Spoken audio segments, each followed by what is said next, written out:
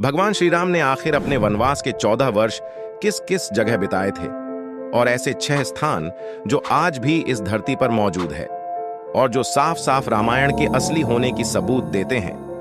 Video में आगे बढ़ने से पहले हमारे चैनल को सब्सक्राइब अवश्य करें और बेल आइकॉन जरूर दबाइएगा। मर्यादा पुरुषोत्तम श्री राम को 14 वर्षों का कठोर वनवास मिला था, जिसके अनुसार उन्हें केवल वनों में रहने का अधिकार था।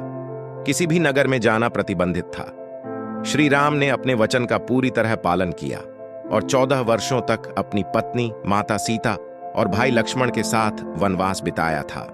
इस दौरान उन्होंने भारत के उत्तरी तट से लेकर दक्षिणी तट तक पूरा सफर किया था। और हम आज आपको बताएंगे भगवान श्री राम ने अपने वनवास के 14 वर्ष कहाँ बिताए थे, और उन 6 खास स्थानों के बारे में भी बताएंगे जहां पर भगवान श्री राम रुके थे। सबसे पहले है तमसा नदी का तट।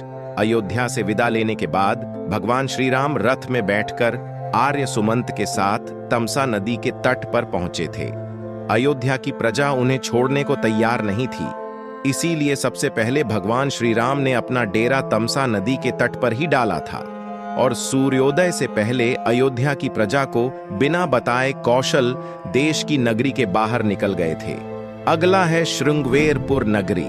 कहते हैं अपने मित्र निषाद राज की नगरी श्रृंगवेर के पास के वनों में वो पहुंचे थे और वहां पर उन्होंने एक दिन का विश्राम किया था। उनके मित्र ने उनको बहुत आदर सत्कार से वहां रखा। अगले दिन उन्होंने सुमंत को रथ लेकर अयोध्या लौट जाने का आदेश दिया। उन्होंने केवट के सहारे गंगा नदी को पार किया और उस पर कुरई गांव उतरे।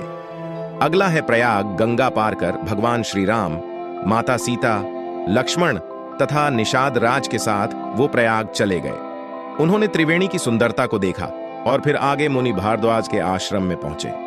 उन्होंने मुनि भारद्वाज से अपने रहने के लिए उत्तम स्थान पूछा, जिन्होंने यमुना पार चित्रकूट को एक उत्तम स्थान बताया। अगला था चित्रकूट। दोस्तों, कहा जाता है कि यही वो स्थान था जहां उनकी भरत से मुलाकात हुई थी, जब भरत उन्हें वापस अयोध्या ले जाने आए थे। लेकिन यहां पर भी उन्होंने भरत को वापस जाने के लिए कहा और उन्हें अपनी खड़ाऊ थमा दी। इसके बाद अगला स्थान था दंडकारण्य। कहा जाता है कि दंडकारण्य के वनों में पहुंचकर सर्वप्रथम उन्होंने आर्षि अत्रि तथा माता अनुसुईया से उनके आश्रम में जाकर भेंट की। आर्षि अत्रि से ध्यान पाकर वो आगे बढ़ चले।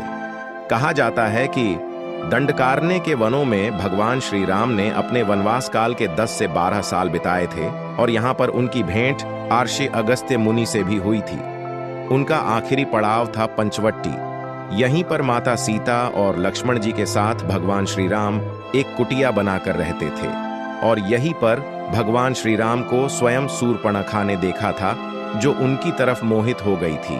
लेकिन माता सीता से विवाह के चलते शूर्पणखा को स्वयं माता सीता पर क्रोध आया और उसी बीच लक्ष्मण ने बीच में ही शूर्पणखा की नाक काट दी। यही वो स्थान था जहां रावण के भाई खर और दूषण से स्वयं भगवान श्री राम और लक्ष्मण का युद्ध हुआ था, जहां उन्होंने खर और दूषण का वध कर दिया था। और यहीं पर रावण ने अपने मामा मारीच की सहायता से माता सीता का अपहरण कर लिया था और यहीं से फिर माता सीता का अपहरण होने की वजह से भगवान श्री राम और लक्ष्मण जी किष्किंधा की तरफ निकल गए, जहां पर उनकी मुलाकात हुई सुग्रीव और हनुमान जी से। और उसके आगे की रामायण तो आप सब जानते ही हैं। तो यही वो 6 मूल स्थान थे जहां स्वयं भगवान श्री राम ने बिल्कुल चैन और आराम से अपने वनवास के वर्षों को काटा था। आशा है आपको हमारी यह वीडियो अच्छी लगी हो। अगर वीडियो अच्छी लगी है तो उस वीडियो को लाइक करें, हमारे चैनल को सब्सक्राइब करें और ज्यादा से ज्यादा शेयर भी करें। मिलेंगे अगली बार एक नई खास वीडियो के साथ। तब तक के लिए धन्यवाद।